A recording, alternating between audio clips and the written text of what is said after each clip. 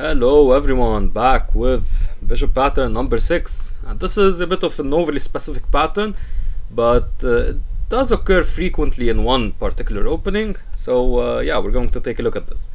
So what's this all about? It's all about taking here, and after black takes, black is saddled with the doubled pawns, loses the bishop pair as well, and loses a very strong bishop, but they have their reasons, and we're going to discover these reasons in just a few. So one thing to remember, of course, when this happens, knight takes e6, you're going to face off. If you're black, you're going to face off this very powerful light squared diagonal for white, and usually white has the light squared bishop in these positions, so yeah, you need to watch out for that. And how the pattern plays out, quite simply, it's knight takes e6, f takes e6, and now we're going to see a sample game played between Hikaru Nakamura and Ray Robson in the Sicilian, and what's this opening? The dragon. So yeah, this pattern occurs very frequently in the dragon. Here we get to see it. White still has their light squared bishop, but here they have to lose it because of knight c4, but still white gets these very powerful pawns. And yeah, this was a very well played game by Hikaru Nakamura. Here we see these triple pawns, which are bad. Just by the way, just to mention here, because yeah, I haven't mentioned why these pawns are so good, why black goes for this in the first place. So black's argument here is that they have the open f file or semi-open f file, and these pawns, yes, like for example, these are doubled, and yes, these pawns might seem weak and, you know, allow bishop c4 and that kind of stuff. But usually black has this queen c8 to defend against bishop c4 shenanigans, and knight e5 as well at later points.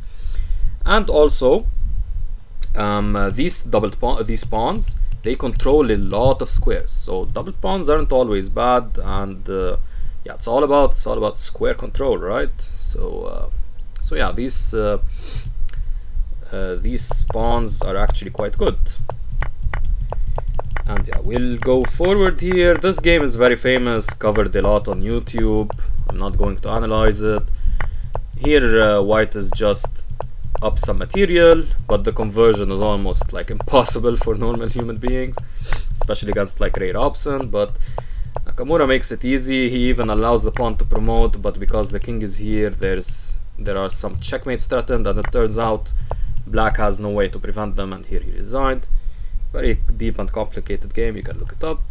But here the point is that these doubled pawns, these are doubled pawns, while they were fine here initially, they became quite a problem, especially after all of these got tripled. So this pattern is all about the pawns, and it's all about deep positional considerations. Like at the start of this pattern, there's nothing clear, there's no indication which side is better. You have to wait a bit for the game to progress for you to know like which side stands better. So that's why for our test here, I'm not going to show anything that occurred early on in the game. Here we get to see that this pattern did occur and all of that, and similar variation to the one Nakamura played, a game between Zhu and Pert. And yeah, we're just going to ask the question in the late middle game, almost end game here. So try to figure out in this position whether this e6 weakness, which is all the rage in this pattern, whether it was relevant here, and what should black play here. Did white blunder with rook d3, or was it a very good move? Which side stands better and why? Try to figure all of that. Pause the video, try to figure that out. We'll have the answer in just a few. Okay, so the answer will be revealed in the game continuation. And yeah, let's go forward here very quickly. I like this queen g2 move, by the way. Very nice defensive / attacking move. And here white played b3, and after this check white went to a1, and the queen sacrificed itself, and black won this bishop. And now it's all of these pieces against the white queen, and that means that black is winning actually material wise. And in terms of the attack here, they were just completely winning, because king a3 or king takes c3 eventually get white checkmated. So the question is, after bishop takes d4, why can't rook takes d4, for example, be played? The answer is quite simply rook f1 check. You go back, and now after rook takes c1 check, a very nice tactical sacrifice, takes here, black is just up a knight. And if bishop takes d4, then comes rook f1 check, you take here, and boom, a fork. You can't take back because of this, and otherwise you're just losing the queen, so black is completely winning.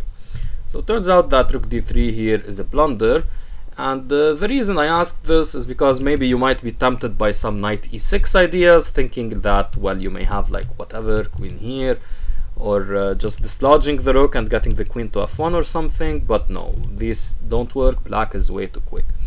So this pattern also, it's all about dynamism, right? Like when you have these weak pawns, what are you supposed to play? You're supposed to play dynamically, because the longer you wait, the more pawn structure matters. In the end game, pawn structure matters much more, of course, than the middle game. So the more you wait, the worse it gets. So that's something from Bughouse. So yeah, you have to act quickly when you have these doubled pawns.